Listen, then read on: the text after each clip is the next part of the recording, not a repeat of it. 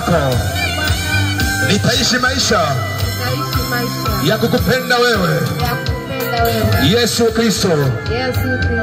Asante Baba kwa kuniponya, kwa kuniokoa, kwa jina lako Yesu. Amen. Naomba tuombe na wewe sasa. Baba, katika jina la Yesu Kristo wa Nazareti hai, Mungu uliye mtakatifu, Baba wote wenye mwili, wewe uliyesema ya kwamba nendeni ulimwenguni mote mkahubiri Injili kwa kila kiumbe, aminiye na kubatizwa ataokoka, asiyeamini atahukumiwa.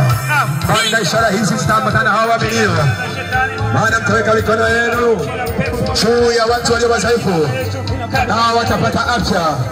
Juu ya wote wenye magonjwa, magonjwa yataondoka. Juu ya wote wenye mapepo, mapepo yatakimbia. Juu ya wote wenye nguvu za giza, nguvu za giza zitakimbia. Juu ya wote waliowekewa mambo ya misimu, roho zao na nafsi zao ambao zimewekwa kwa msimu, leo kwa jina la Yesu tunazikomboa hizo nafsi, tunazikomboa hizo nafsi za watu hawa kwa jina la Yesu. Anandoto hai, kwa jina la Yesu. Anandoto hai, kwa jina la Yesu. Anandoto hai, kwa jina la Yesu. Anandoto hai. Damu ya Yesu, damu ya Yesu ikufunike, damu ya Yesu ikufunike kwa jina la Yesu. Anandoto hai, kwa jina la Yesu. Anandoto hai, kwa jina la Yesu. Anandoto hai, kwa jina la Yesu. Anandoto hai.